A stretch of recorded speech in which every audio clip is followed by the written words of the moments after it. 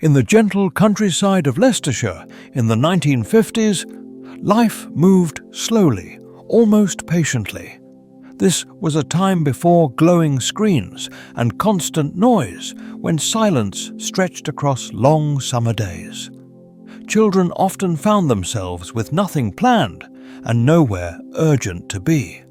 They would spend the long summer afternoons unsupervised, wandering through villages, hedgerows and fields, letting curiosity choose their direction. To young minds, this freedom felt like a gift. To many adults, it looked like idleness, a breeding ground for overactive imagination.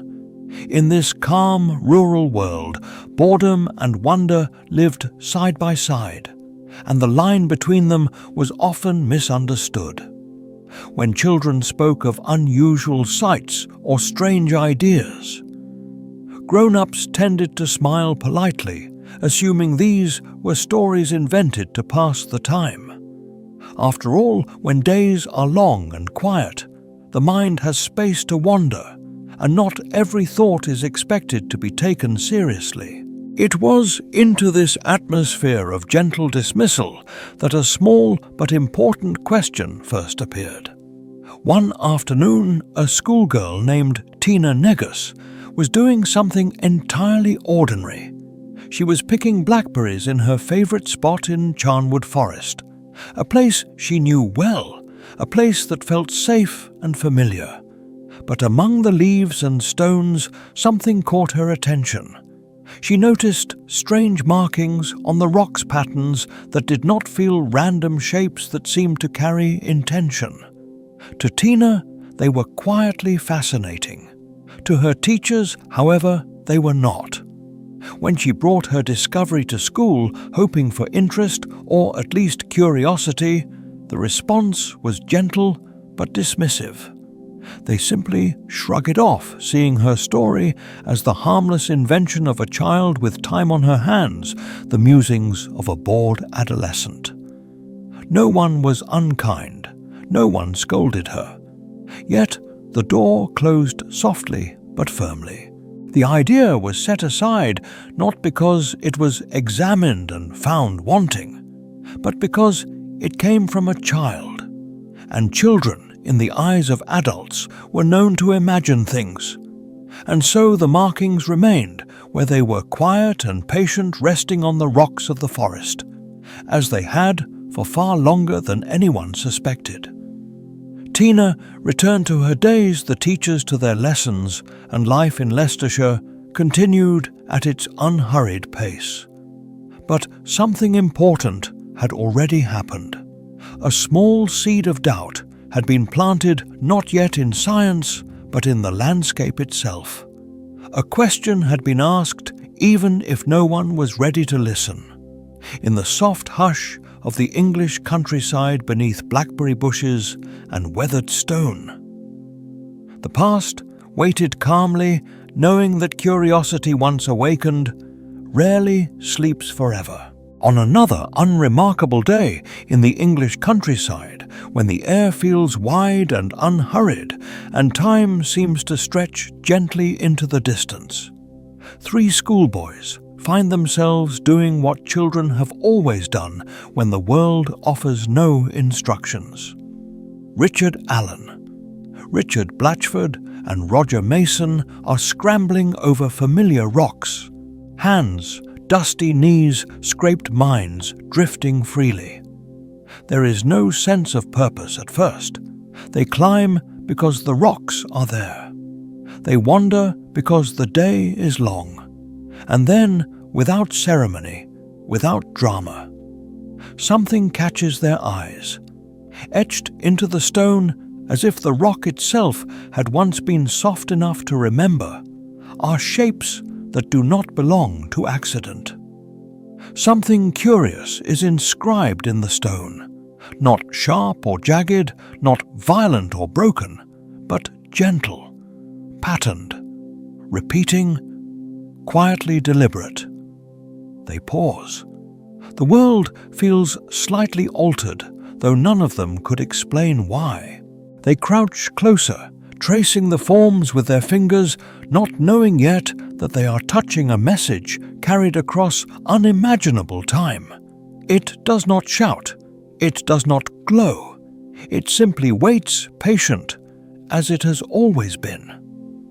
When the boys take their discovery to their teachers, the response is calm, dismissive, almost affectionate in its certainty. The adults smile. They exchange knowing looks. Surely this is a ruse, a clever excuse, a story designed to lure authority figures into the woods, away from lessons, away from order. Children, after all, are imaginative, bored children especially so, and the idea that something meaningful could be hiding in plain sight, revealed by wandering schoolboys rather than textbooks, feels deeply unlikely. The matter is waved away. The day continues. The bell rings. Lessons resume. The rocks are forgotten, but not by everyone. Roger Mason carries the discovery differently. Where others feel deflated, he feels anchored. Something inside him refuses to settle. He is not so easily deterred. The shapes remain vivid in his mind, returning in quiet moments, pressing gently at his thoughts. They do not feel like a trick. They do not feel imagined. They feel real in the way the ground feels real beneath your feet. At home, Roger speaks not urgently, not dramatically, but plainly, and his father listens. He listens without interruption, without correction, without that subtle narrowing of possibility that adults often bring. He never doubts anything young Roger says. This quiet trust becomes a turning point, though none of them know it yet. Supported rather than dismissed, Roger finds the courage to take a step no one had suggested. If teachers will not listen, perhaps someone else will. Not just anyone, the most senior geologist he can find. The decision is simple, almost innocent, yet it carries extraordinary weight. It is the decision to take curiosity seriously, to believe that questions deserve witnesses, to believe that the world may still be holding secrets large enough to humble certainty. And so, with the steady backing of his father, Roger reaches beyond the classroom, beyond the village, towards someone whose life has been shaped by stone and time. He does not know what will come of it. He is not chasing recognition or triumph. He is simply following a quiet pull, the same pull that once drew his fingers across the surface of ancient rock. In this moment, nothing explodes into revelation. There is no fanfare, but something profound has already shifted. A child has trusted his own perception. An adult has trusted a child. And somewhere beneath moss and leaf litter, the past waits calmly, ready to be seen, ready to be acknowledged, ready to whisper its story to anyone patient enough to listen. In the quiet rhythm of an English countryside morning, long before this story would ripple through textbooks and museums, Trevor Ford was simply a man with a full schedule and a disciplined mind. He was a professor of geology at Leicester University, a role that carried with it lectures to prepare papers to review and 1,000 small responsibilities that quietly filled his days.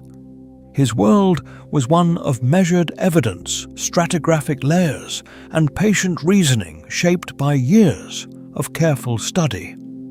Discoveries, when they came, were expected to arrive through methodical fieldwork and professional channels, not through the breathless excitement of a schoolboy. And yet, on one unassuming day, science chose a different path. A young boy named Roger Mason stood before him, not armed with data or credentials, but with something far rarer, an earnest plea delivered with unwavering certainty. There was no arrogance in Roger's voice, only a quiet insistence that something extraordinary waited among the rocks of Charnwood Forest. Trevor Ford could have dismissed him, as so many others already had. He could have smiled politely, offered encouragement, and returned to his office. But something in the boy's conviction stirred a gentle curiosity. Perhaps it was the clarity of his belief, or perhaps it was the faint echo of Ford's own childhood wonder, long buried beneath academic routine. Against the sensible use of his time, he agreed to go. That simple decision, made without ceremony, would quietly bend the course of scientific understanding. The path into Charnwood Forest was not grand or dramatic.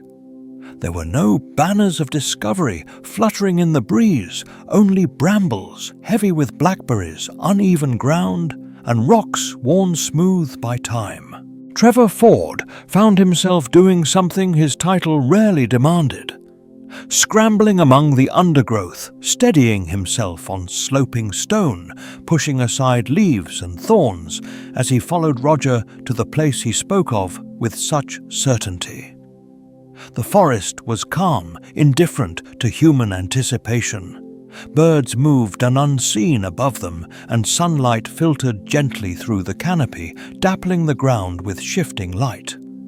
Then Ford knelt beside the rock. At first glance, it was just stone, ancient and silent. But as he brushed away loose debris and let his fingers trace the surface, something remarkable revealed itself. Impressed into the sandstone were shapes that seemed impossibly delicate for such a hard medium. They looked like leaves or gigantic feathers laid carefully into the rock by an unseen hand. Each form was composed of fine branching veins, every line picked out in exquisite detail by the subtle rise and fall of the stone itself. This was not a vague suggestion or a trick of shadow. The patterns were precise, intentional, and hauntingly organic. In that moment, the noise of the modern world fell away. For Trevor Ford, trained to read landscapes as records of deep time, the rock began to speak. His initial reaction was not triumph, but disbelief. He felt the familiar ground of scientific certainty begin to shift beneath him. These structures were too intricate, too coherent to be random. They carried the unmistakable signature of life. Yet the mind resisted the conclusion even as the evidence pressed closer. He knew the rules. He knew that for a leaf or a feather to leave such an impression in solid sandstone, it would have to occur at the moment that rock was forming, when sediment was still soft and receptive. That understanding led him step by careful step toward an unavoidable thought. This was not an illusion. This was not erosion playing tricks on the eye. This was a fossil remnant. And then came the deeper shock, the kind that does not announce itself loudly, but settles slowly into the bones. Trevor Ford knew these rocks. The geology of Charnwood Forest was not a mystery to him. They were Precambrian, among the most ancient in England, laid down long before complex life was supposed to exist.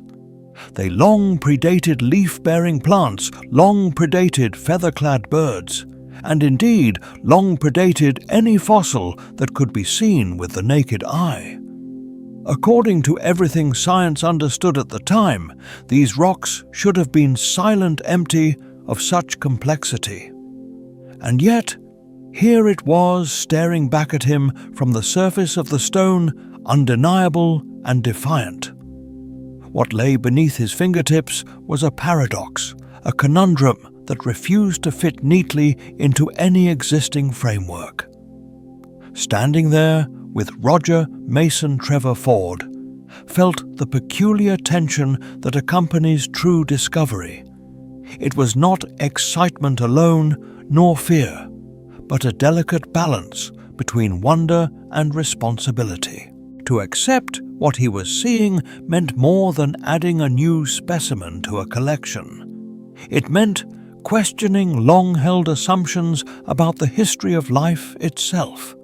It meant acknowledging that the story told by the rocks might be richer, stranger, and far older than anyone had imagined.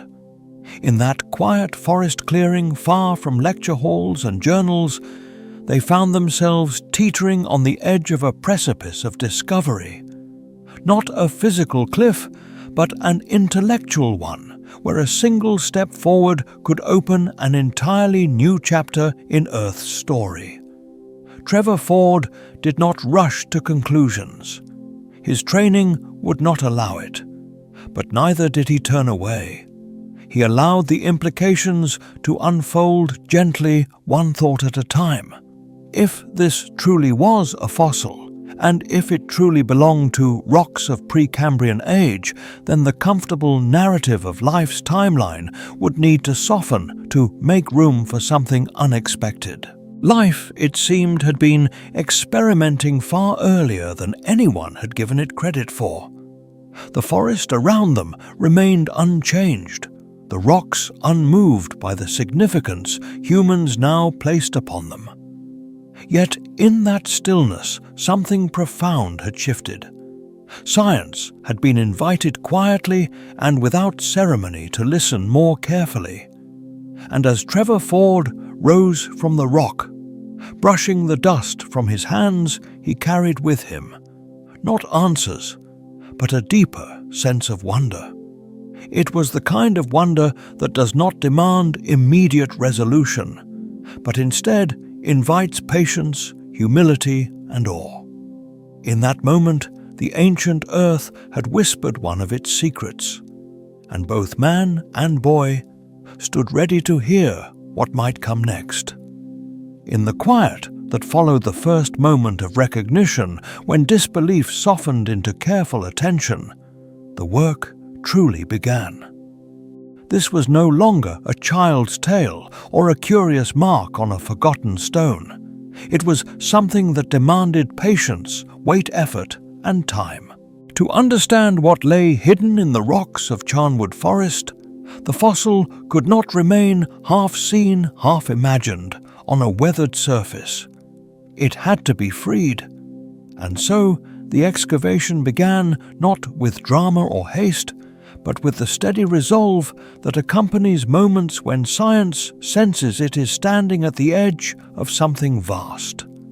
Huge slabs of rock weighing more than 200 kilograms were levered from the hillside inch by inch, their mass resisting every attempt to move them as though the earth itself were reluctant to let go of what it had guarded for so long.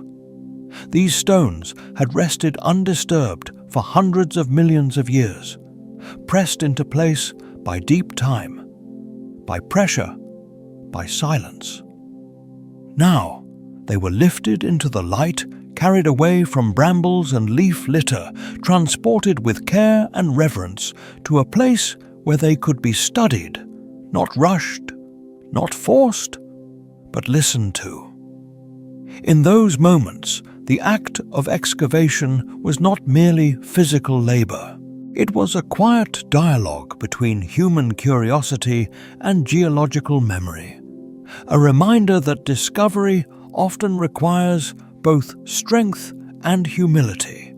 When the slabs were finally cleaned, when the dust settled, and the rock revealed its surface fully, the conclusion became unavoidable. This was no illusion, no trick of erosion or chance pattern etched by water and wind.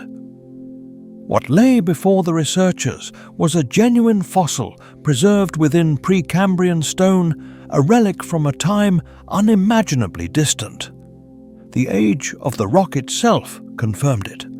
These stones formed long before the Cambrian period, long before animals with shells or bones or eyes left familiar traces in the fossil record. And yet, here was a form, large, complex, unmistakably biological, staring back across the gulf of time. The fossil was given a name, one that carried with it both place and story. Charnia masoni. Charnia after the ancient forest in which it was found. Masoni in recognition of the young discoverer whose quiet insistence had helped bring it to light. The name itself felt like a bridge linking a child's summer wanderings with the deepest reaches of Earth's history, reminding us that discovery does not always begin in laboratories or institutions, but sometimes in curiosity, in noticing, in the simple act of paying attention.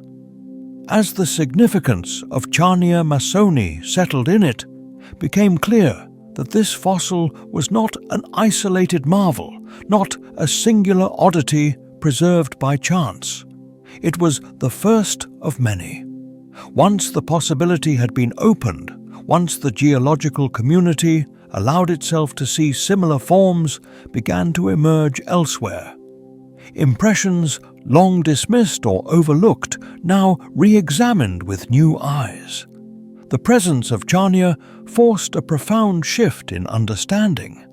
It suggested that complex life did not suddenly burst into existence with the Cambrian explosion fully formed and recognizable. Instead, there had been a prelude, a quieter chapter written in soft bodies and subtle impressions in organisms that did not harden themselves with shells or bones, but still grew large, still occupied space, still interacted with their environment in ways we are only beginning to imagine. The consequences of this realization rippled outward gently but inexorably.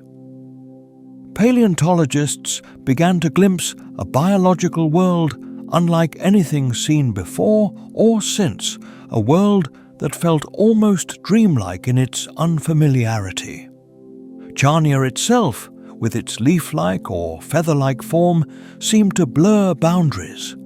It did not fit neatly into any known category.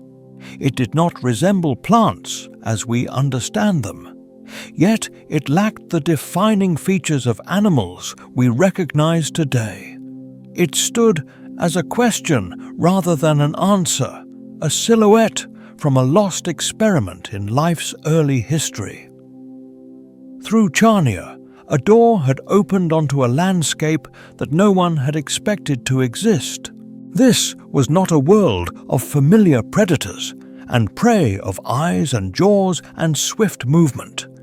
It was a world shaped by stillness, by slow growth, by bodies pressed gently into ancient seafloors. A world where life experimented with size and form, without yet settling on the strategies that would later dominate the oceans.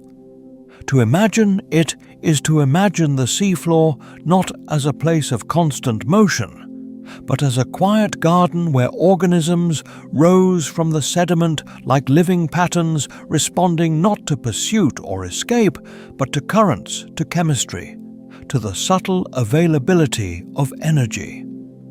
The discovery of Charnia masoni invited scientists to let go just a little of their assumptions about what early life must have been. It encouraged a softer kind of thinking, one that accepts strangeness without rushing to domesticate it with familiar labels. In this sense, Charnia was not only a fossil, but a teacher.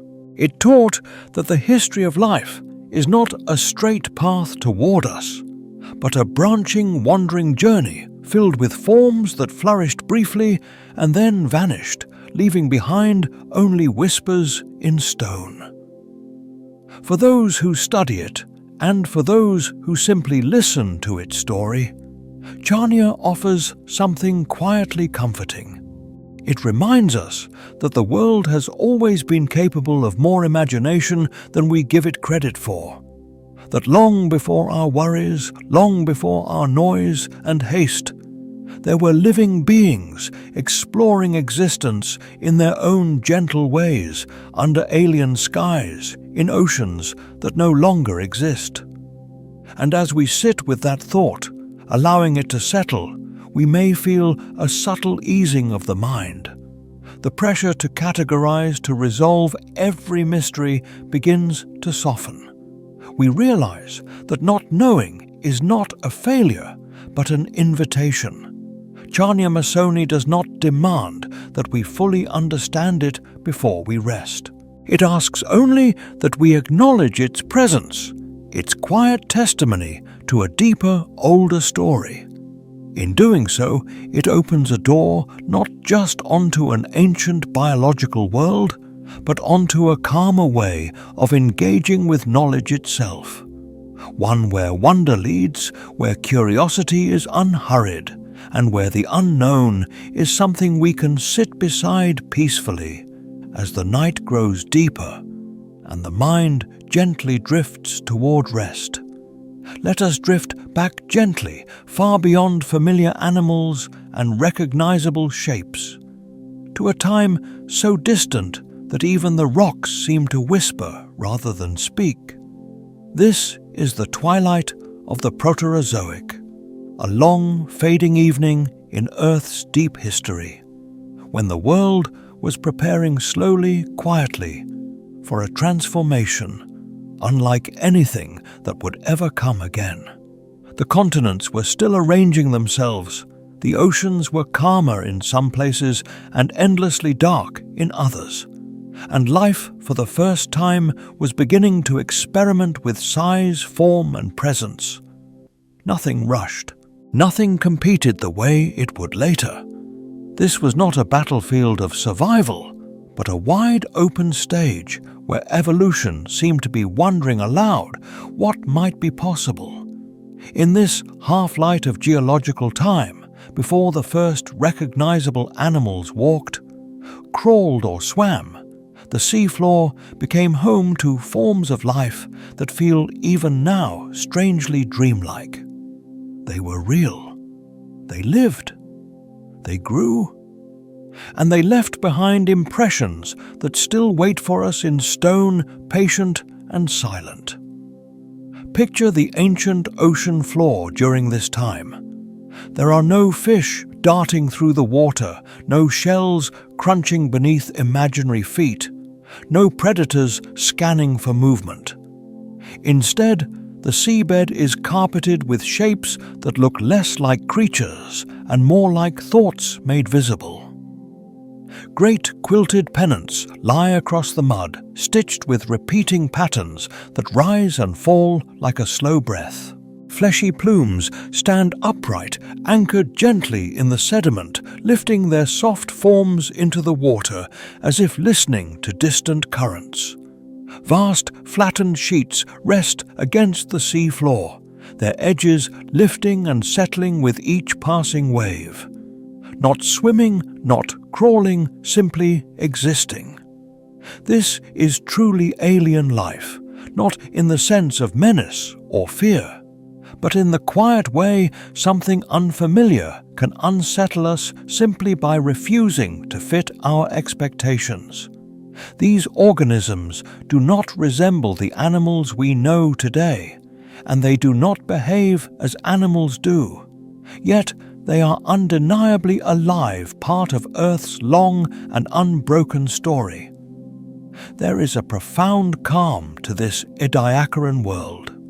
Without jaws, without claws, without eyes or nervous systems. As we understand them, life here seems unhurried. Many of these beings appear to have lived where they fell, absorbing nutrients directly from the water or the soft mud beneath them. They did not chase, they did not flee. Instead, they occupied space with a quiet confidence, spreading, growing, repeating their patterns over and over again, as if form itself were the experiment. The seafloor, once nearly empty, except for thin microbial films, now hosted living behemoths by the standards of their time. For the first time in Earth's history, large organisms cast literal shadows across the shallows, dimming the light that reached the sediment below. It is easy to imagine this world as serene, almost meditative a place where life had discovered size before it discovered struggle. And yet, despite their gentleness, these organisms challenge us deeply.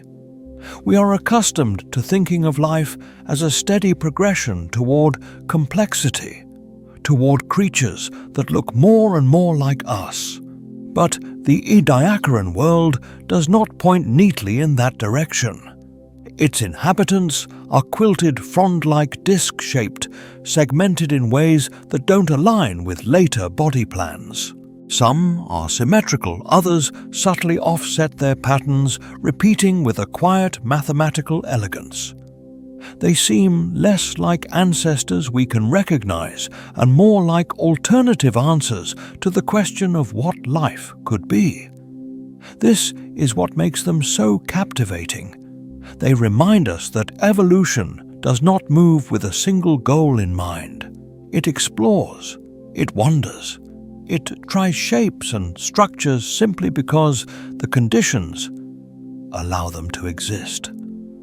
As we rest our thoughts on this ancient seafloor, a few gentle questions naturally rise, not demanding answers, but inviting reflection. What were they really, these soft-bodied giants of the Proterozoic twilight? Were they early animals taking their first uncertain steps toward tissues and organs, even if those steps looked nothing like what came later? Or were they something else entirely, a parallel experiment in multicellular life that flourished briefly and then faded away? Their bodies offer few clues. There are no mouths preserved in the stone, no guts, no signs of purposeful movement. And yet, they grew large, sometimes reaching lengths of more than half a meter, sustained by a world that seems at first glance too quiet to support them. How did they live so successfully in an ocean that lacked the complex food webs we see today? Then there is the question of origin. Where did these beings come from? The rocks tell us they appeared after billions of years, during which life remained mostly microscopic. For countless ages, Earth's surface was shaped by single cells and thin films of bacteria. And then, almost suddenly, in geological terms, these large, soft forms appear spreading across the seafloor in abundance and diversity. Something changed. Perhaps oxygen levels rose just enough to support larger bodies. Perhaps genetic innovations quietly accumulated until size became possible. Or perhaps the environment itself, stable, calm, undisturbed by burrowing animals, created a rare window in which such life could thrive. Whatever the cause, it was not dramatic in the way we often imagine revolutions. It was subtle, gradual, a long preparation followed by a gentle unfolding. And finally, there is the question that lingers the longest, especially as we allow our minds to slow and soften. What became of them as the Cambrian approached us? As Earth moved closer to that famous explosion of animal life, where shells, limbs, eyes, and predators suddenly filled the seas, these Ediacaran forms disappeared. Their quilted bodies and soft plumes leave no direct descendants that we can point to with certainty. Did they slowly fade as conditions changed, outcompeted by faster, more mobile creatures? Or did some of them quietly transform their descendants, becoming animals so altered by millions of years of evolution that their origins are no longer obvious? Perhaps a few lines survived while most vanished, leaving only faint echoes in the anatomy of later life. Or perhaps they truly were a beautiful dead end, a reminder that not every experiment in nature is meant to last. There is no need to force an answer here. The beauty of the Ediacaran world lies partly in its mystery. It asks us to sit with uncertainty, to accept that some chapters of Earth's story are written in a language we are still learning to read. These organisms were real. They lived for millions of years, long enough to shape ecosystems to leave impressions that have endured for over 500 million years. They ruled the seas of their time not with speed or aggression, but with quiet presence. And as the Cambrian dawn slowly brightened the oceans, their forms slipped away, making room for a new kind of life, louder and more familiar to us. As you rest with this ancient scene, imagine the slow rhythm of that long-vanished ocean. No sudden movements, no urgency, just the gentle sway of water over soft bodies, the steady passing of time measured not in heartbeats, but in millions of years. The Ediacaran world does not demand that we solve it tonight. It simply invites us to remember that life's history is deeper, stranger, and more peaceful in its beginnings than we often realize. And in that realization, there is a quiet comfort, an assurance that even in uncertainty, the story continues. Patiently unfolding one calm chapter at a time. Imagine for a moment the vast quiet of the Australian outback in the mid-1940s. The war has ended, but its echoes still linger in the rhythm of the world. In the Flinders Ranges of South Australia, the land stretches wide and patient beneath an unrelenting sky. The air is dry, the light sharp, and time seems to move more slowly here, as if even history pauses to catch its breath.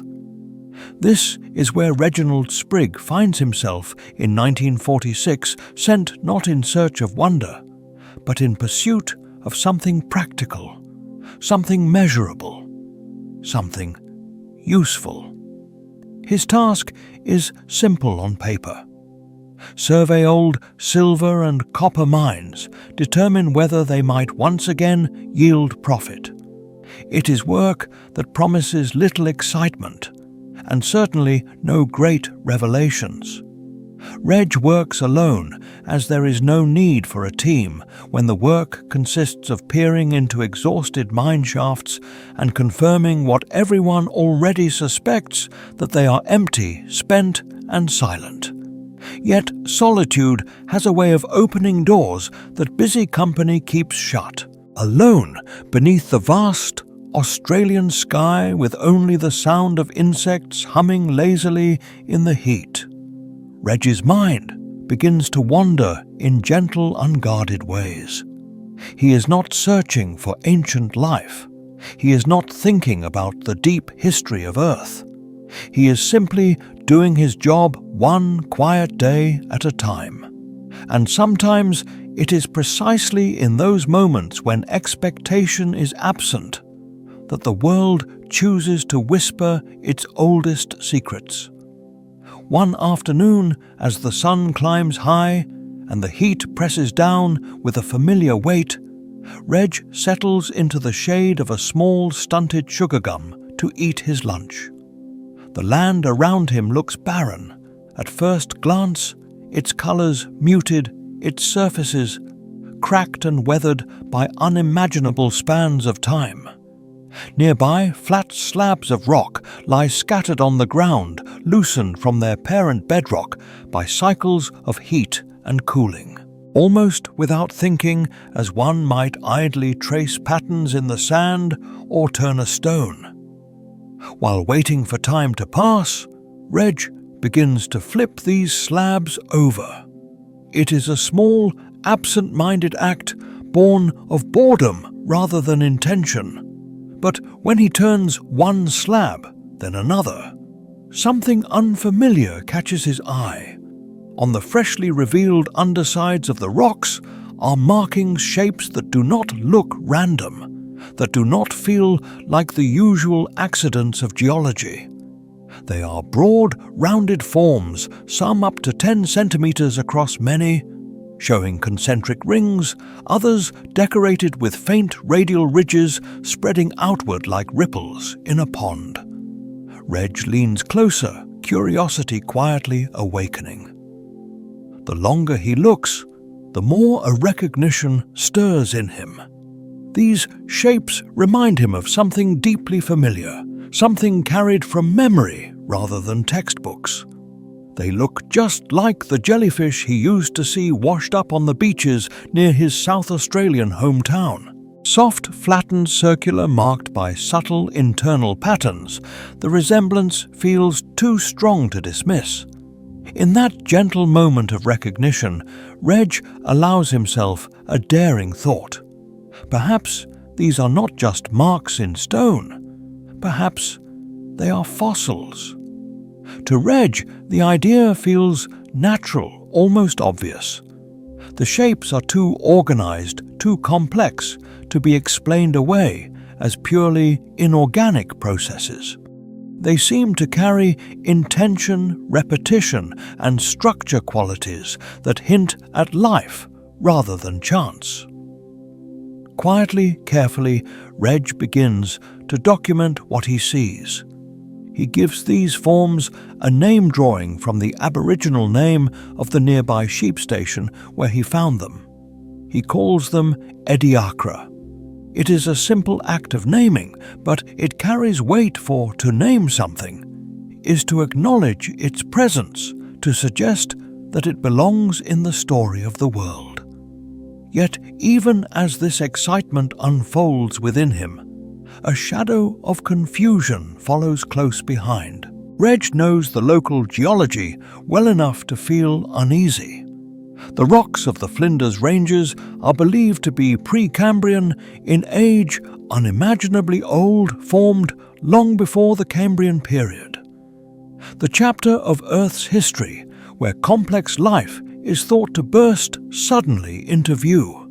And according to everything geology teaches at this time, fossils of this size and complexity simply do not exist in Precambrian rocks.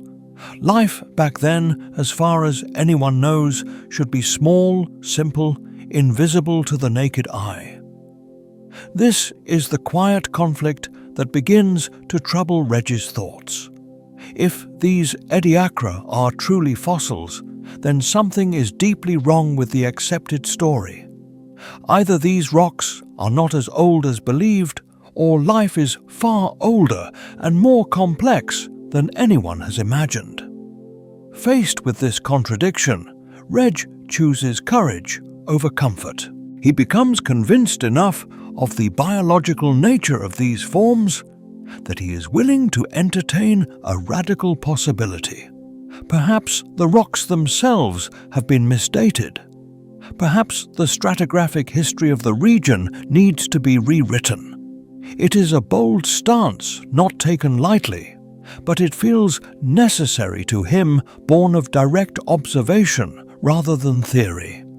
With a mixture of hope and quiet confidence, Reg writes up his findings and submits them to Nature, the prestigious scientific journal. Surely, he thinks, a discovery like this deserves attention. Surely the scientific community will at least pause to consider what the rocks are showing. But the response he receives is not one of curiosity or wonder. The paper is rejected. No careful debate follows, no invitation to investigate further. The idea simply does not fit, and so it is set aside. When Reg brings his discovery to the attention of Australian officials, hoping perhaps for institutional support or interest, he is met with indifference. The Premier reportedly waves him away with the dismissive words, "Give me good copper lead ore any day." It is not cruelty, not malice, but something quieter and perhaps more painful. The preference for certainty over mystery, for profit over patience. Among his fellow geologists, the reception is no warmer.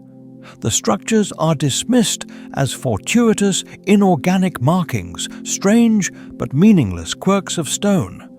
In the kindest possible phrasing, his colleagues make it clear that they believe he is mistaken, that he is seeing patterns where none exist. Some even suggest gently but firmly that the Australian heat may have finally gone to his head. For Reg, this period is marked not by anger but by weariness. He has made his case, he has shown the evidence, and yet the world is not ready to listen. There is a particular loneliness that comes with being too early, with speaking a truth that has no place to land. Over time, the quiet resistance becomes too heavy to carry. Reg endures the skepticism as long as he can, but eventually he lets the idea go. He turns away from the ancient stones and redirects his efforts toward petroleum exploration, a field that offers clearer rewards and fewer raised eyebrows. In this new pursuit, he finds success, but the jellyfish-shaped impressions of Ediacara fade into the background of his life unresolved and uncelebrated. And so one of the earliest windows into the world, before the Cambrian, quietly closes, not because it was false, but because it arrived before its time. What Reg could not know, sitting alone in the heat of the Flinders Ranges, is that his discovery would one day be seen differently, that the shapes he noticed almost by accident would eventually be recognized as part of a much larger story, one that would reshape our understanding of life's early experiments. For now, though, his experience remains a gentle reminder, whispered rather than proclaimed, that the earth does not reveal its secrets all at once, and that sometimes the hardest discoveries are not those that challenge nature, but those that challenge what we think we already know. Before Chania ever entered the scientific conversation, long before its leaf-like form invited careful hands and patient eyes, there were already whispers in the stone. As far back as the 19th century, curious markings had been noticed in ancient rocks. They appeared as rings impressions and faint patterns pressed into hardened surfaces, subtle and easily dismissed. To the scientists of the time, shaped by the expectations of their era, these features seemed unremarkable. They were labeled simply as inorganic markings, accidental textures formed as sediment, hardened, folded and compressed over unimaginable spans of time. There was no sense of urgency in these discoveries, no spark of wonder allowed to take hold. After all, the prevailing belief was clear and comforting in its certainty. Complex visible life did not exist before the Cambrian. Anything that contradicted that story was quietly set aside. In this way, those early observations faded into footnotes, their potential left unrealized, like half-remembered dreams upon waking. And yet, the rocks themselves were patient. They did not argue. They did not insist. They simply waited. When Chania was finally recognized, the tone changed almost overnight. This was no longer a vague circle or an ambiguous ripple in stone. Its form was elaborate, repeated and unmistakably organized. The delicate quilted structure spoke with a quiet confidence that could no longer be ignored. There was, as researchers would later say, no doubt about the structure's origin. That single realization acted like a gentle turning of the tide. What had once been dismissed was reconsidered. What had been overlooked was invited back into the conversation. The scientific community did not lurch forward in dramatic leaps, but it did something far more meaningful. It paused. It reflected. And then, slowly, it began to look again. With fresh eyes and a softened sense of certainty, researchers returned to ancient outcrops across the world. In England, the same landscapes that had once been walked past without a second thought revealed new details. In Australia, the puzzling forms first noticed decades earlier were re-examined not as mistakes, but as messages. In Namibia, Russia, China, Brazil, Canada, and Ukraine, similar impressions came to light, each one adding a quiet voice to a growing chorus. These were not isolated curiosities. Together they formed a global pattern suggesting that something extraordinary had once unfolded across the planet's shallow seas. The revival of Ediacaran research did not feel like a conquest or a correction. It felt more like a reunion. Ideas once set aside were welcomed back, not with embarrassment, but with gratitude.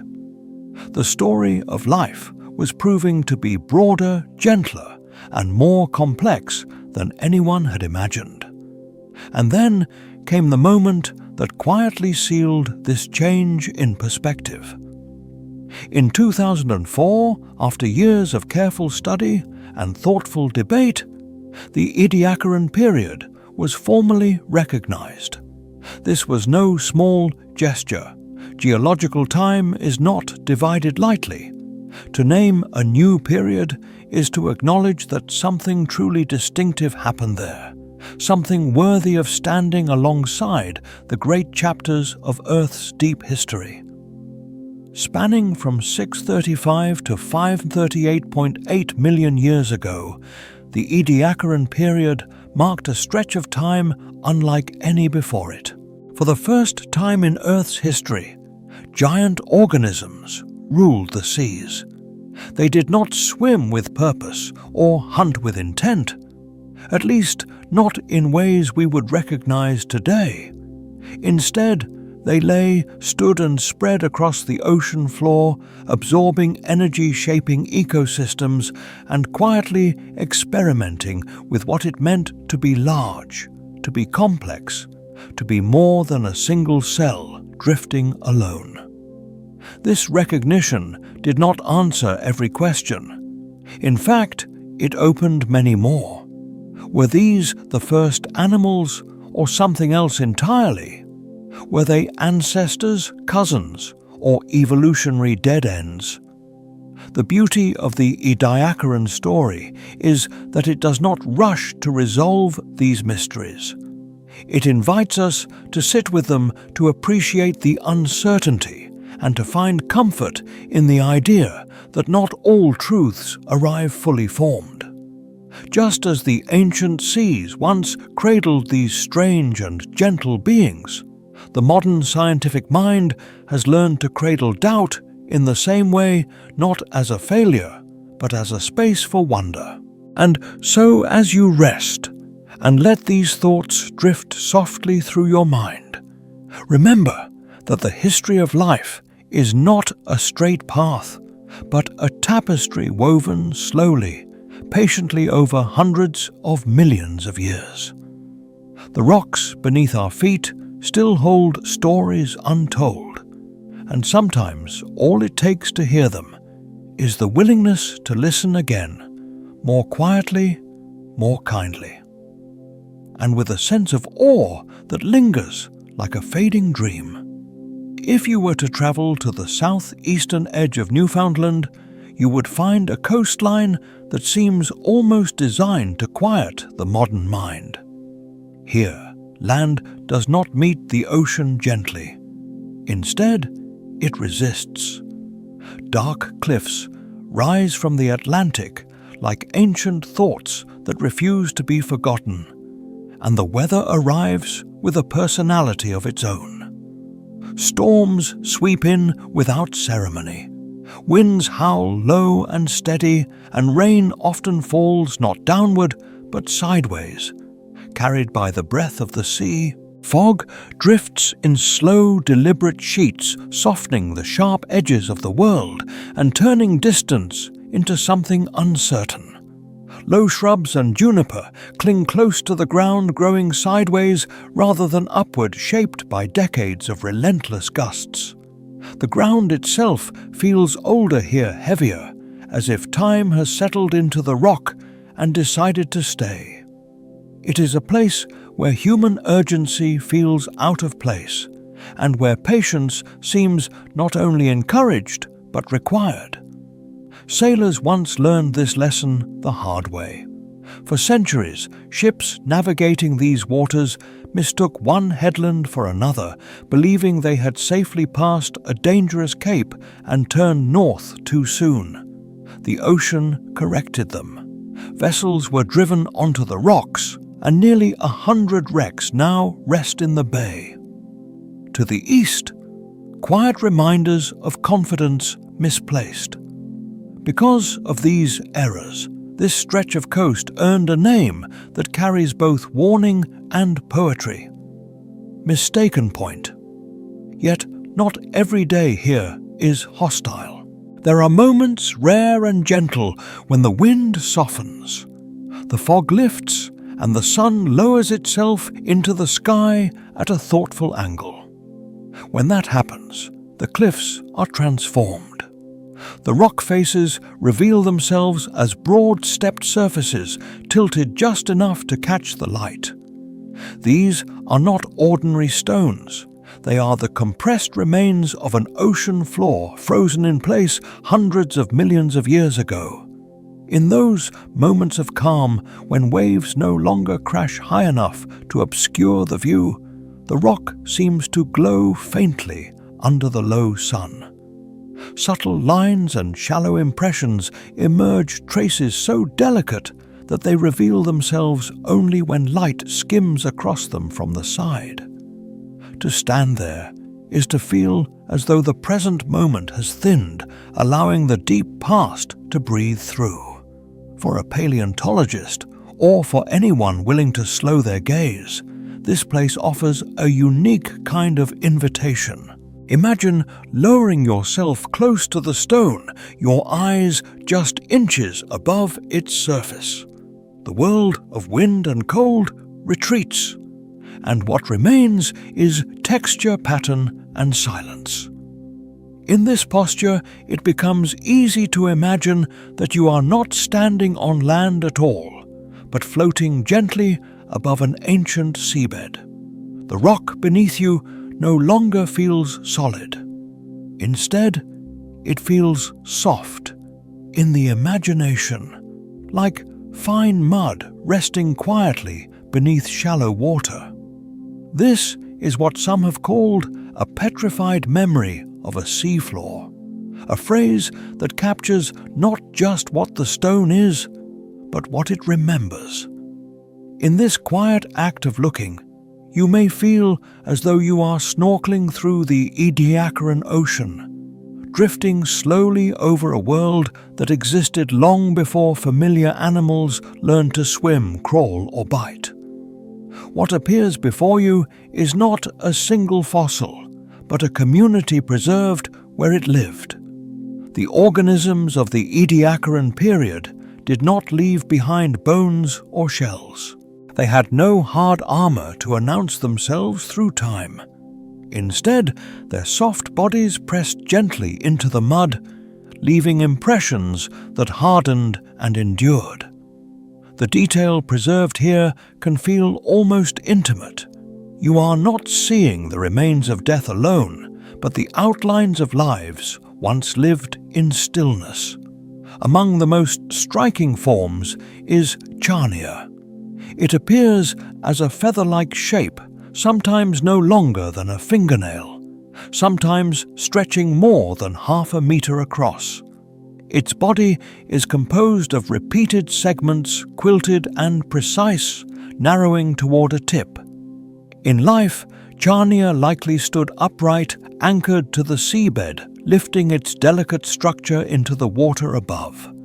There is a quiet dignity to its form. It does not suggest motion or aggression. Instead, it seems content to exist, to occupy space gently as currents passed by.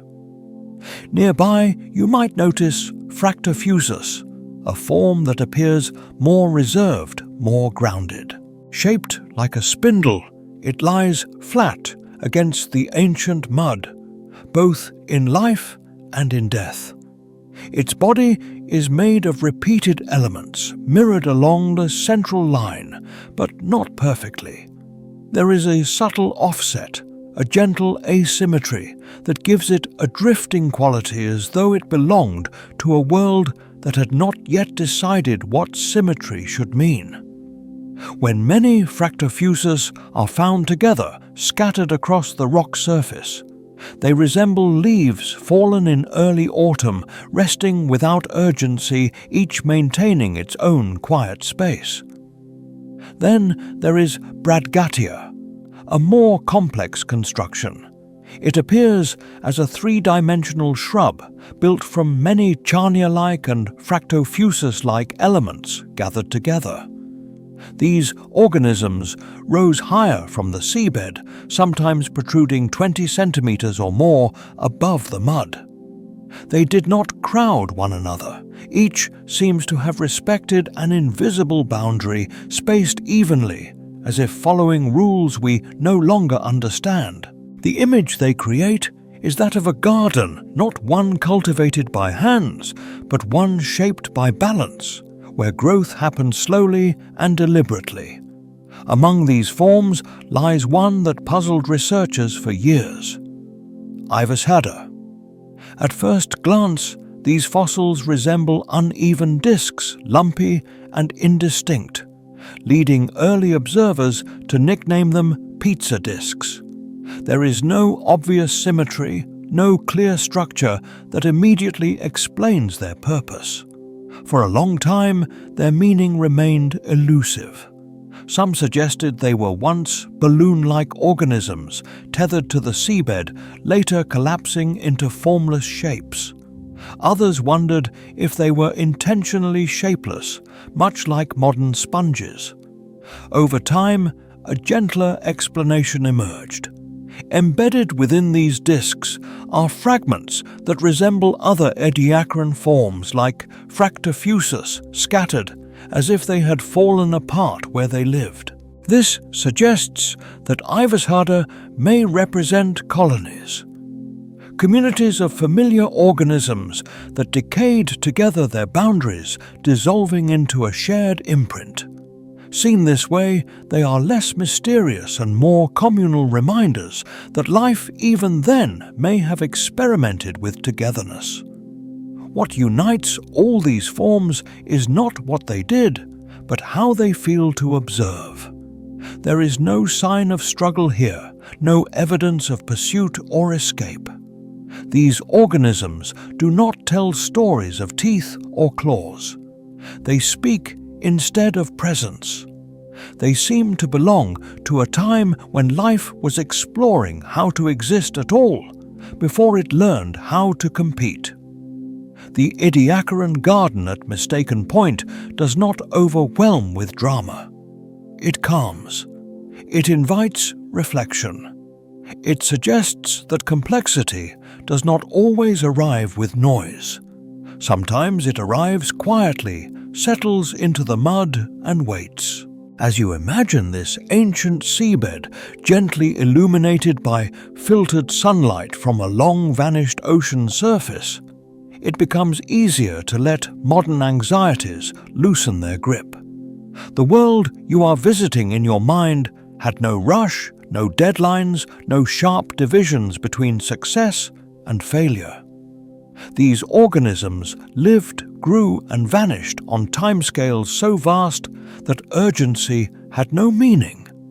And perhaps that is part of their gift to us now. In contemplating them, we are reminded that life has worn many faces, and that not all of them were loud or familiar. Some were soft, patient and strange, and they shaped the future simply by existing. In the stillness of Mistaken Point, under a dimming sky, the rocks do not demand understanding, they offer companionship across time. And as you rest with that thought, allowing the rhythm of ancient oceans to echo faintly in your imagination, it becomes possible to drift a little closer to sleep, carrying with you the calm knowledge that life's story has always been richer and quieter than we once believed. As you settle more deeply into stillness, imagine the long story of life slowing its pace, arriving at a chapter where certainty softens and curiosity takes the lead.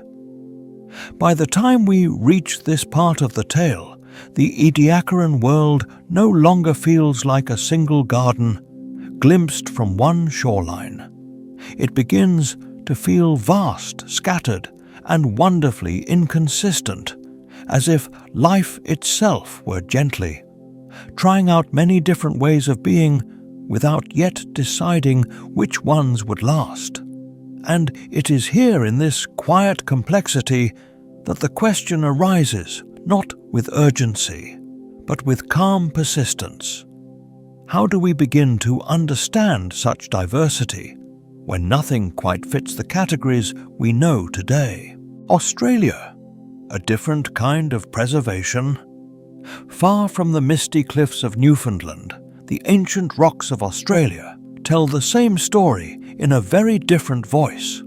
Here, the fossils are not laid out like pages of an open book across an ancient seafloor. Instead, they hide. They cling to the undersides of rock layers preserved not by being pressed downward into soft mud, but by being gently sealed from above, cast into place by overlying sediments before their soft bodies had time to fade away. To find them requires patience, strength, and a kind of quiet devotion. Heavy slabs must be lifted and turned, sometimes inch by inch, sometimes with aching arms and careful hands. Paleontologists crawl beneath overhangs and peer into shadowed stone ceilings, knowing that the most delicate traces of ancient life may be waiting there just out of sight. It is slow work, almost meditative in its repetition, and perhaps fitting for organisms that themselves lived without haste. These Australian fossils remind us that the way something is preserved can shape how we understand it.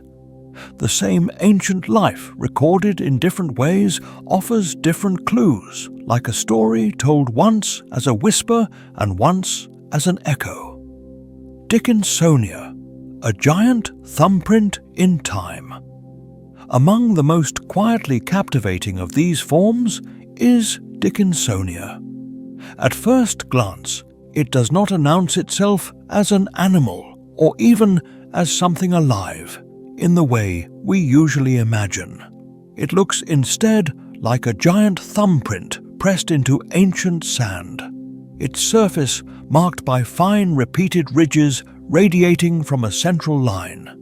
Some are no larger than a fingernail, others stretch wider than a human arm span. And yet, despite this dramatic range in size, they all share the same essential form: thin and softly segmented, never more than a centimeter thick, as if life here preferred subtlety over substance.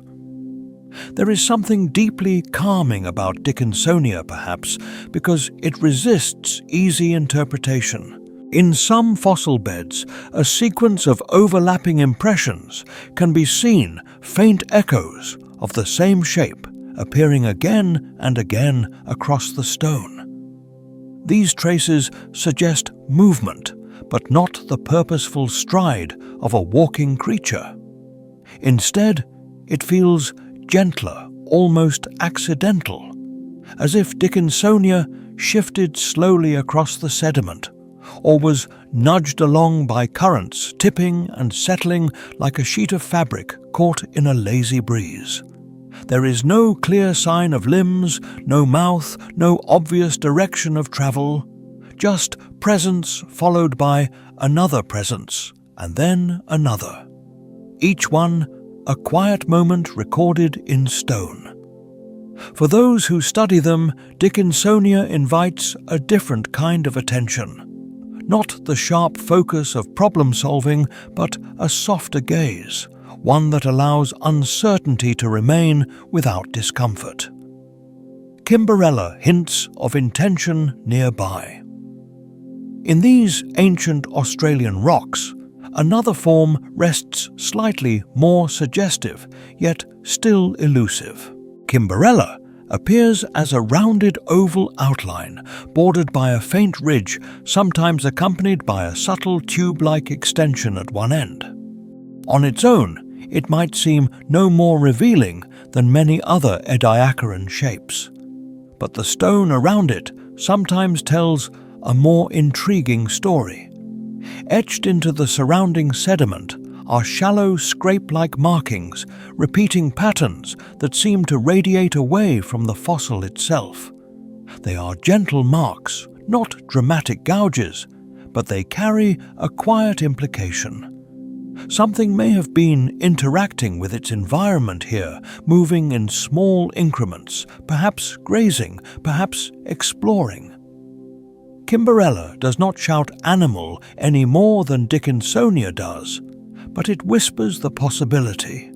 The idea that a soft-bodied organism might have been feeding even in the simplest way brings us closer to behaviors we recognize without fully crossing that threshold. It feels like standing at the edge of familiarity, where the shapes of the past begin to echo something within us, but never quite resolve into certainty. A world of forms without modern echoes. When we step back and let the full picture come into view, the scale of this diversity becomes quietly astonishing. More than 200 different species have been described from ediacaran rocks around the world, each with its own shape symmetry and way of occupying space. Some resemble quilts or feathers. Others look like spindles' discs or flattened sheets. Some stood upright, lifting themselves into ancient waters. Others lay pressed gently into the mud, content to remain close to the seafloor. And yet, for all this variety, they share a remarkable absence. They have no bones, no shells, no teeth, no claws. There are no hard parts at all, nothing that would later become so familiar in the animal world. Even more striking is the realization that these forms are completely absent in our ecosystems today. There are no living descendants that we can point to with confidence. No modern creatures that clearly carry their legacy in form or function.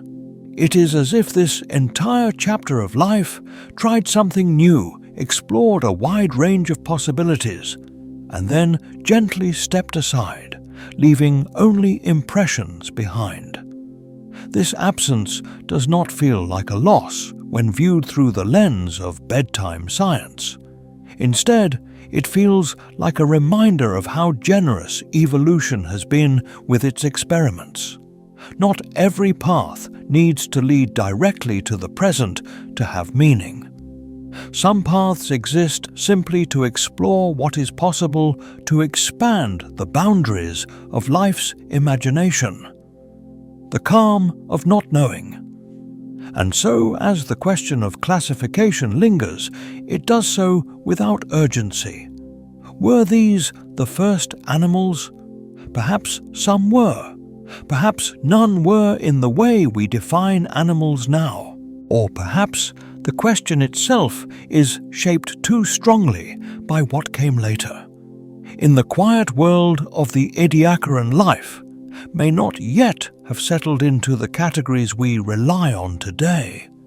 It may have been feeling its way forward, testing forms, behaviors, and relationships that would later be refined, reshaped, or left behind altogether. As you rest with this thought, there is comfort in allowing the mystery to remain open. Science does not always rush toward answers. Sometimes it lingers, observing, listening, letting the stones speak in their own time. And in that lingering, there is space for wonder without anxiety, curiosity without pressure. The ancient seafloors of Australia, with their hidden fossils and gentle clues, invite us into that space. They remind us that not knowing can be a peaceful place to be, especially when the story is still unfolding, and when even the earliest chapters of life are willing to share their secrets slowly, one quiet impression at a time.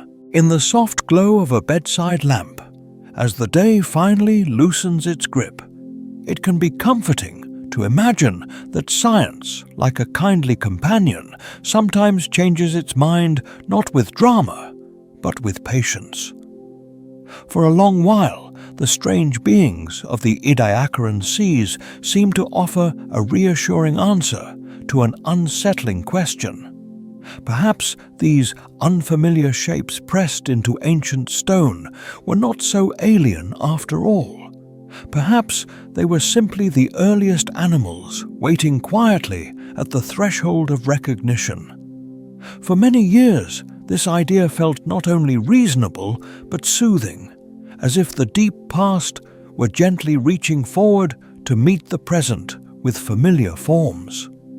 At the heart of this interpretation stood two devoted scientists, Martin Glessner and Mary Wade. They were careful observers, tireless cataloguers, and above all, believers in continuity. Over the course of 25 years, they worked with calm determination, examining fossil after fossil, tracing outlines with their eyes and fingertips, and asking whether these soft-bodied impressions might belong on the same family tree as the animals we know today. It was not an impulsive leap. It was a long, thoughtful effort to bring order to a bewildering chapter of Earth's history. Glessner and Wade looked at Charnia with its tall, feather-like body rising from the seafloor and saw echoes of modern sea pens. Sea pens, after all, are simple animals anchored in soft sediment, quietly filtering food from the water as their fronds sway in gentle currents. The resemblance felt natural, almost inviting.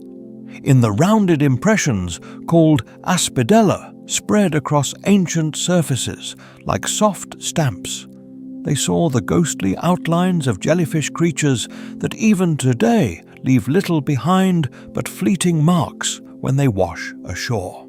And in Sprigina, with its elongated body and repeated segments along a central line, they sensed the earliest whisper of worms, those humble architects of sediment that would later play such a vital role in shaping seafloors during the Cambrian world.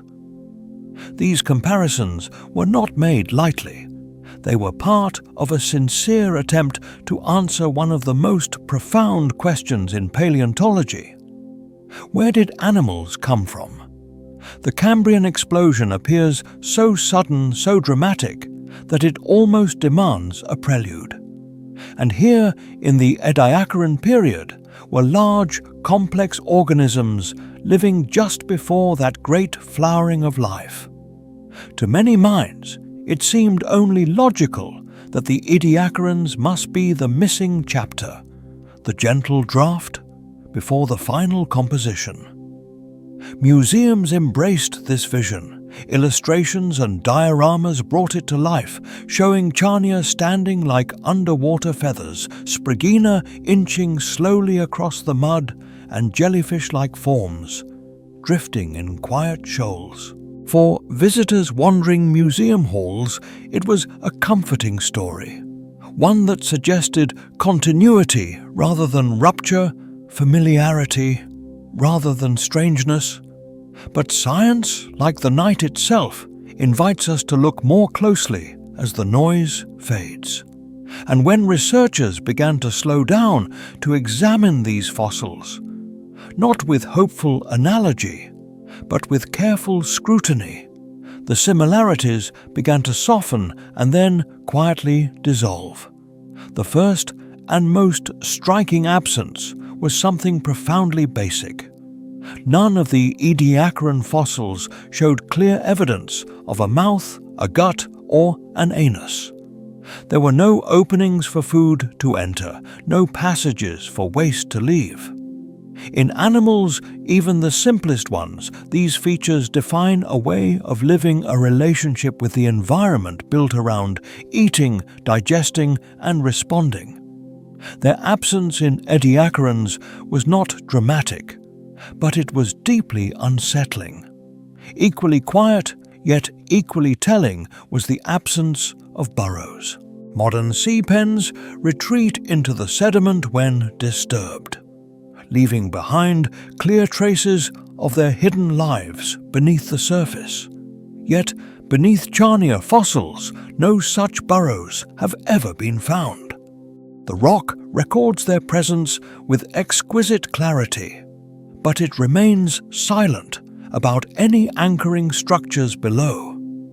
Growth patterns, too, told a different story. Sea pens grow from their base, adding new material as they extend upward.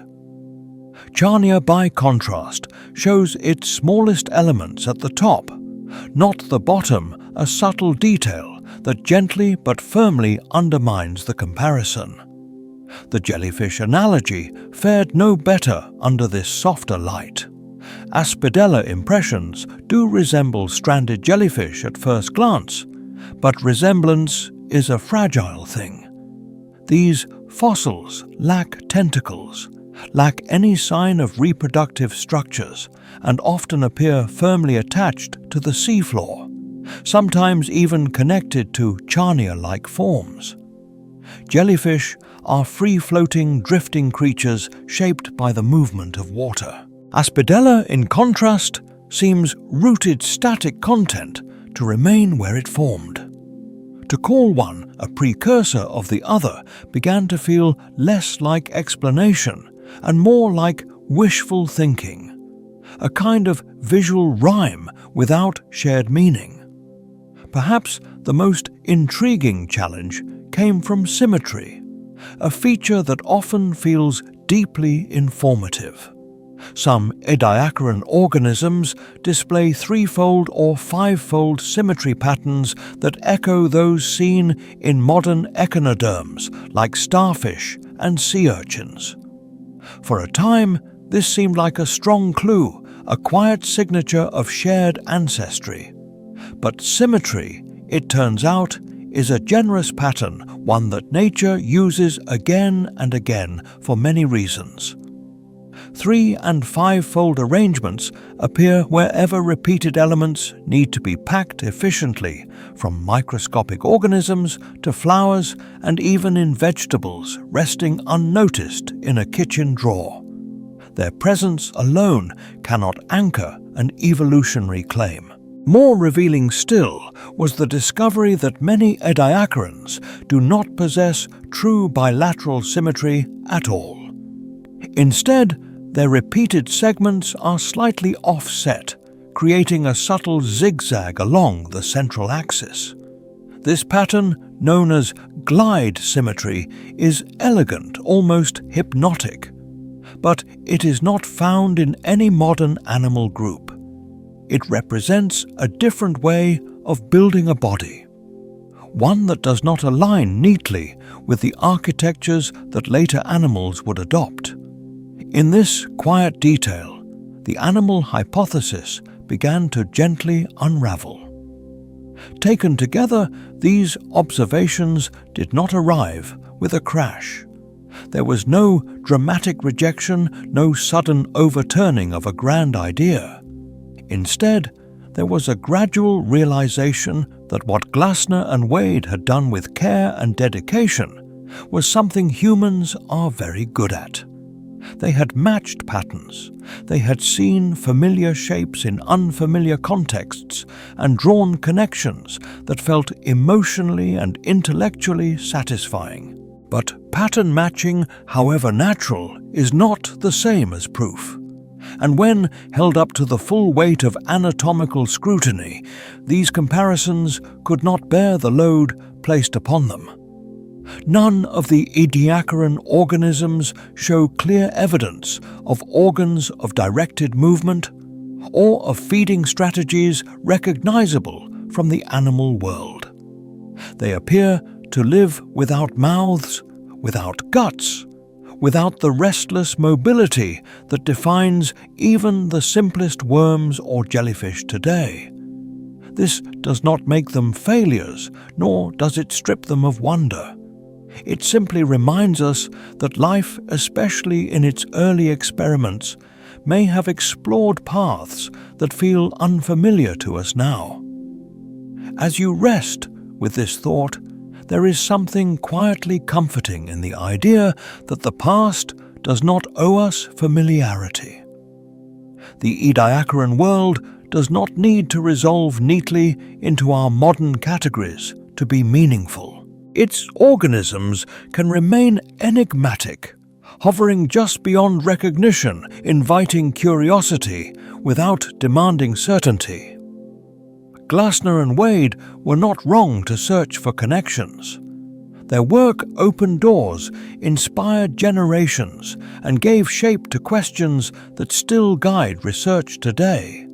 But science, like a gentle bedtime story, sometimes leads us to an ending that is softer and more open than we expected.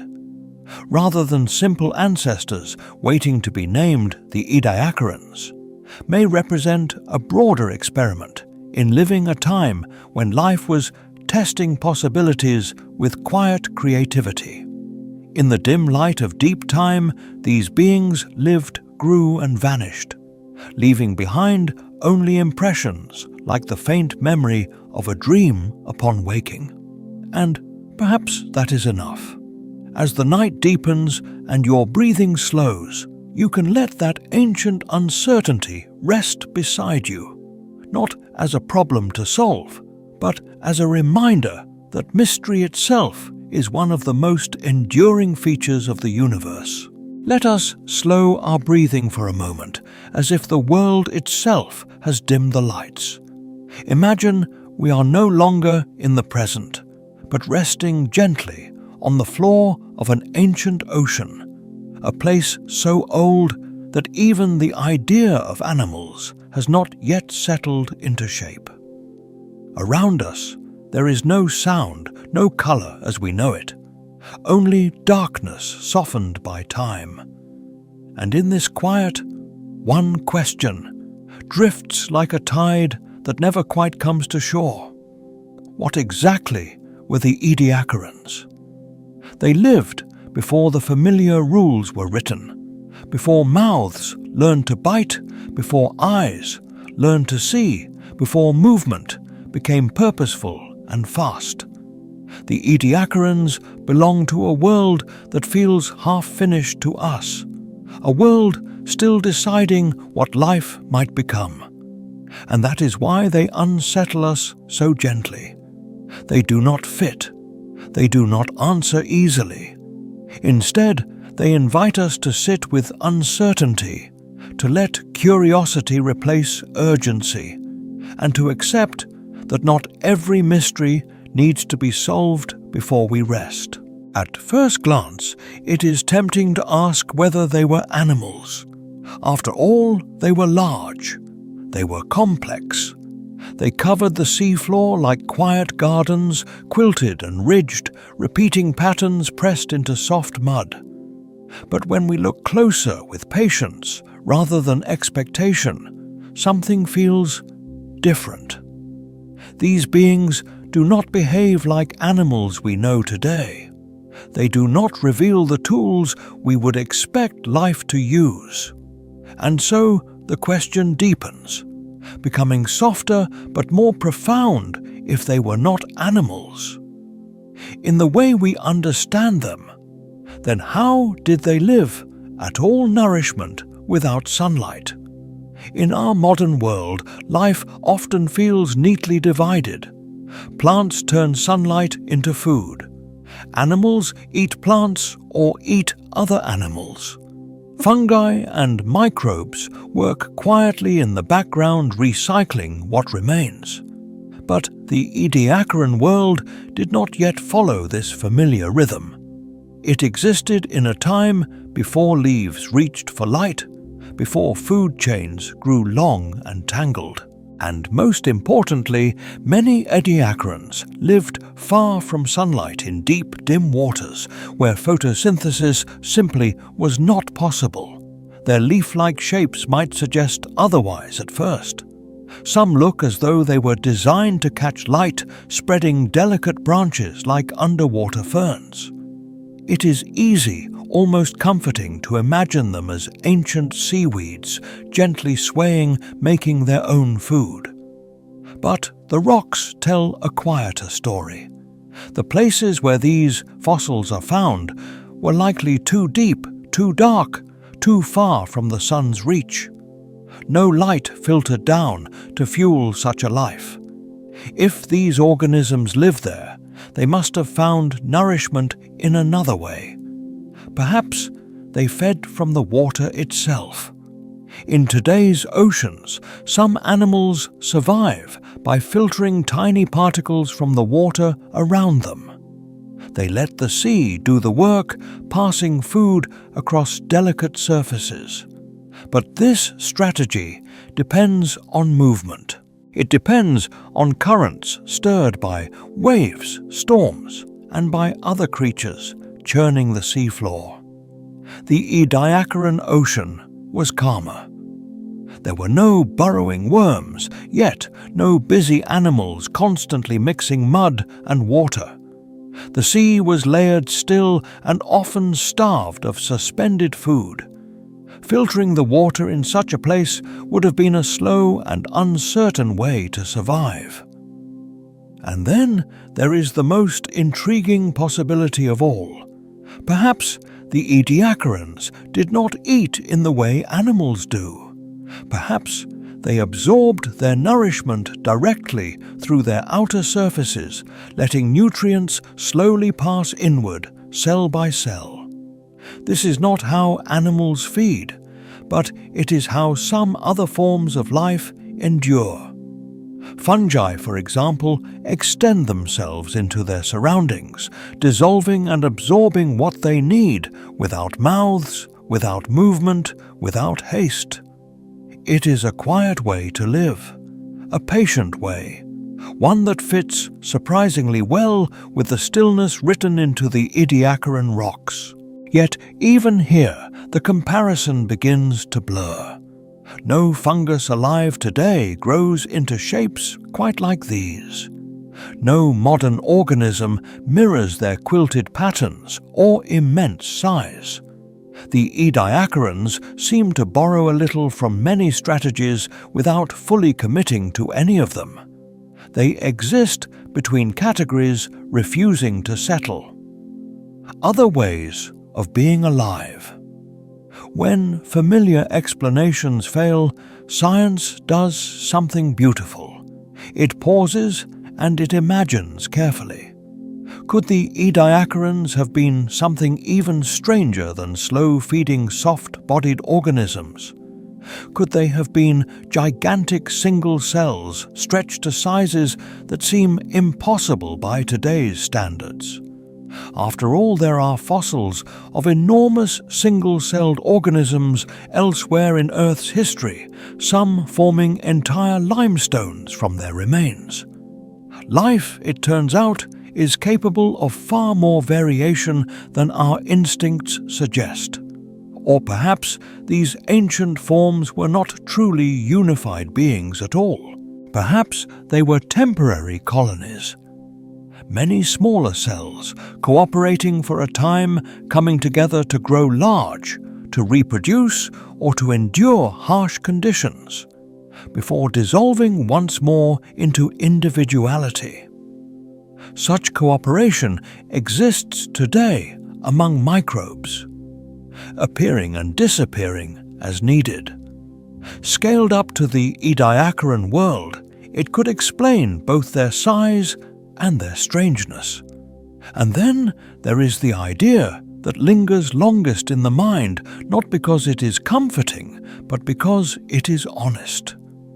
The Ediacarans may represent a path that went nowhere, a grand experiment that did not lead forward, an entire limb fallen from the tree of life, leaving no living descendants behind.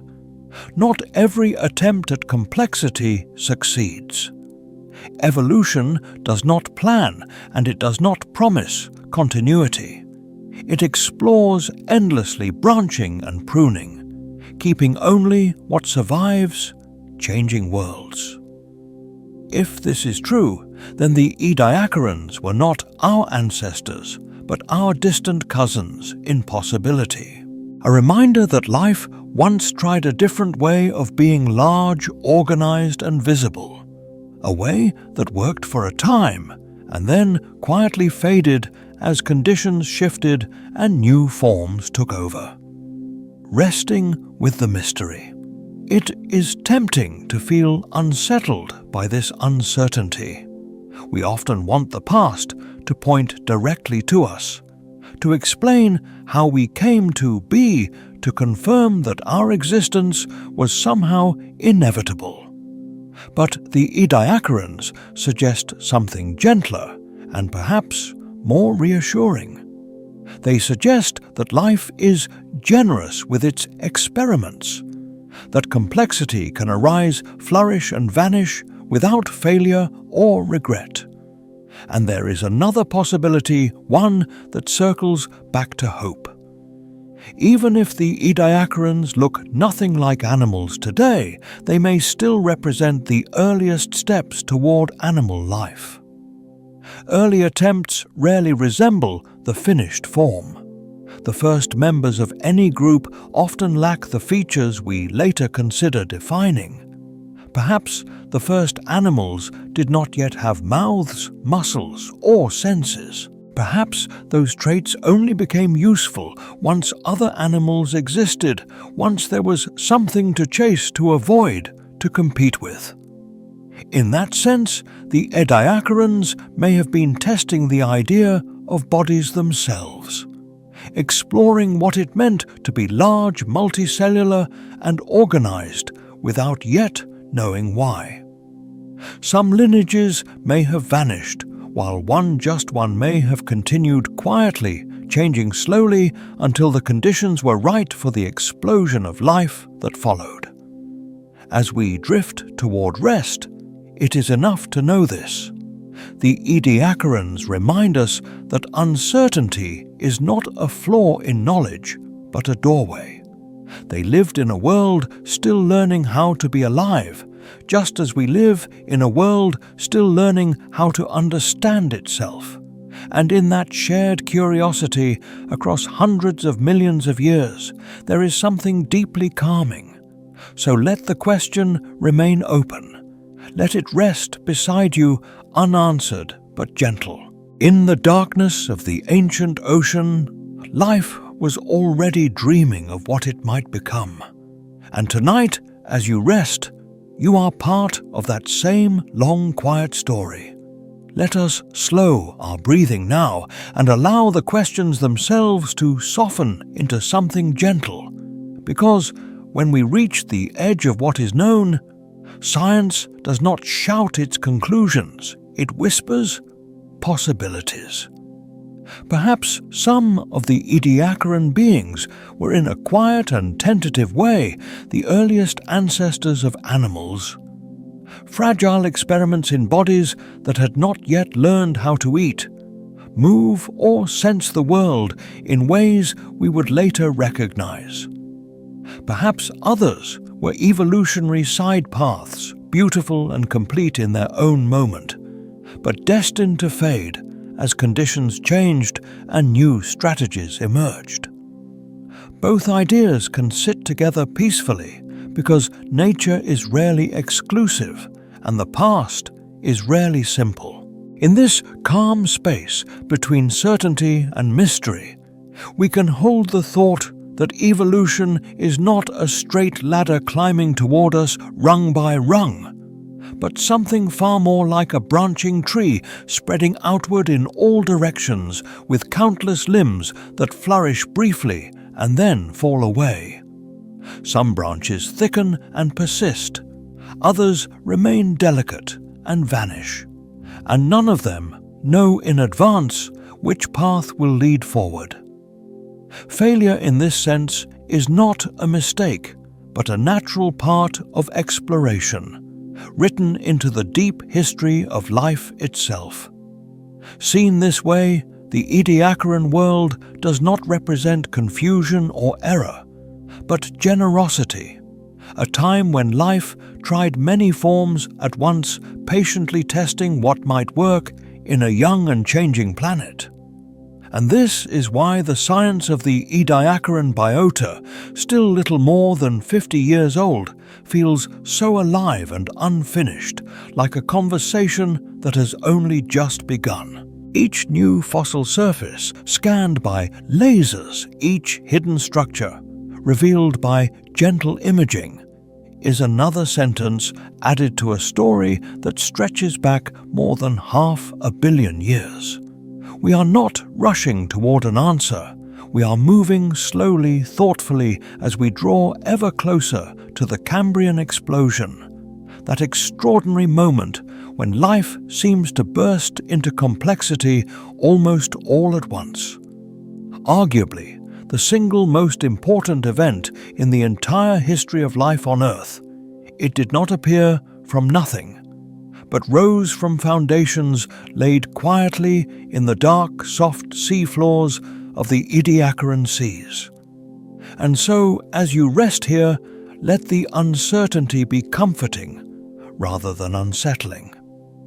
Science does not need to finish the story tonight. It is enough to know that these ancient beings existed, that they shaped the path forward in ways both direct and indirect, and that their silent impressions in stone still speak softly across time. You are listening to echoes from a world before animals, before eyes, before fear or hunger as we know them. A world that reminds us that discovery is not about rushing to conclusions, but about staying curious, patient and open, as the long story of life continues to unfold.